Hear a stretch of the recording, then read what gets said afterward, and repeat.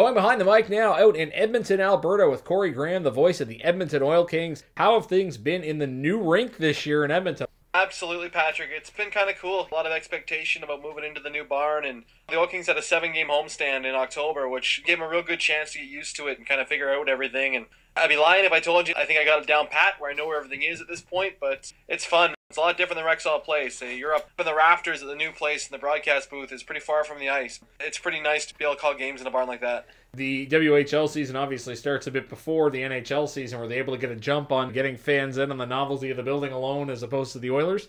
Yeah, they actually played the first ever real hockey game there ahead of the Oilers, even with the Oilers preseason. They actually sold out opening night, which they'd never done before. So they had 18,000 fans for a junior game, which was fantastic. It was a great spectacle to be seen out here. Now, the Teddy Bear Toss coming up this weekend, which again is sold out. A couple of those under your belt here in the early going is pretty special for this team. Tell us about the end of last season, because I believe the Oil Kings had an interesting way of getting into the playoffs. They had to basically get in on a tiebreak. They struggled down the stretch. They couldn't find any wins, and the Medicine Hat Tigers continued to pile up victories and caught up to them and, well, tied them in the standings. And the way the WHL works is if you tie for the final playoff spot, you play a one-game winner-take-all tiebreak game, and Medicine Hat and Edmonton play 6 times during the regular season, and Medicine Hat had beaten Edmonton all 6 of those games. And they had to go down to Medicine Hat to their new building and finally were able to find a win in a pretty entertaining game. I guess they saved their one win against the Tigers when it mattered most.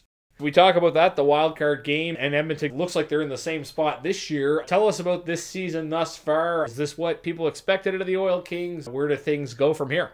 I think you kind of looked at the team this year. They graduated a lot of the players. There's only a couple guys now left from that Memorial Cup run in 2014, so it's a pretty young team. They lost, I want to say 6 of their 7 leading goal scorers from the season prior. I think everybody knew this year would be a little bit of a challenge, and honestly, I think that sitting a game below 500 here heading to the weekend, I think they're probably maybe even a little bit further ahead than some people had them pegged. They're right now in a playoff spot again in the Eastern Conference, and they play hard every night. They're not going to outscore anybody. They're not going to win those big 7-1 or 6-1 games, but they're going to try to stick with you every night and trying to find a way to grind out 2 points. And I think you got to give a lot of credit to the coaching staff and Steve Hamilton and Ryan Marsh as them playing a brand of hockey that's exciting and it keeps them in games. And you start to see some of these young players they have in their team. They had 11 guys, 17 or under at the start of the year. Really young team. They're starting to see some of the development and some of the rewards along the way here. NHL drafted player in the team, Aaron Irving, property of the Nashville Predators. Tell us about him at the WHL level, and how does he project going forward, do you think, as a professional prospect?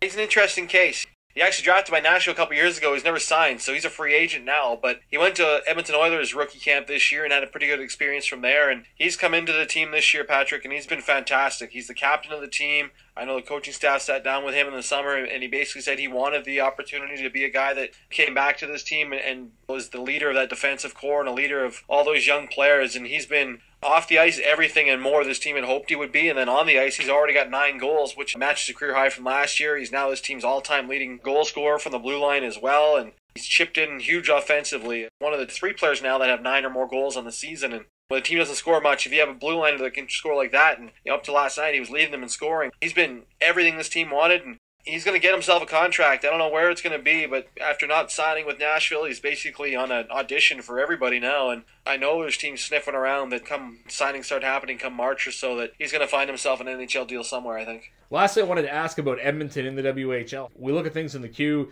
have your big markets, your small markets, your markets that are considered desirable. How does Edmonton fit into that picture? Because obviously, big city, but you're kind of the secondary team in town in a way. Are they a market that a lot of high-end players covet going to?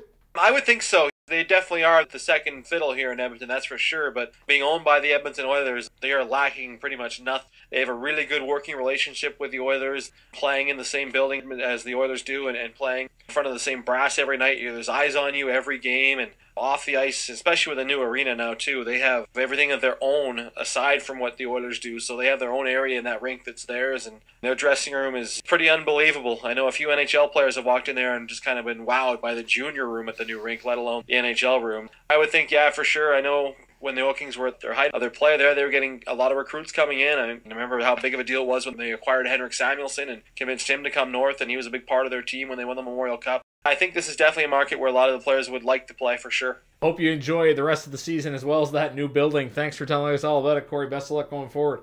Anytime. Thanks for the time. That's Corey Graham. He is the voice of the Edmonton Oil Kings. You are listening to McDonald Auto Group, Screaming Eagles Hockey, 1270 CJCB.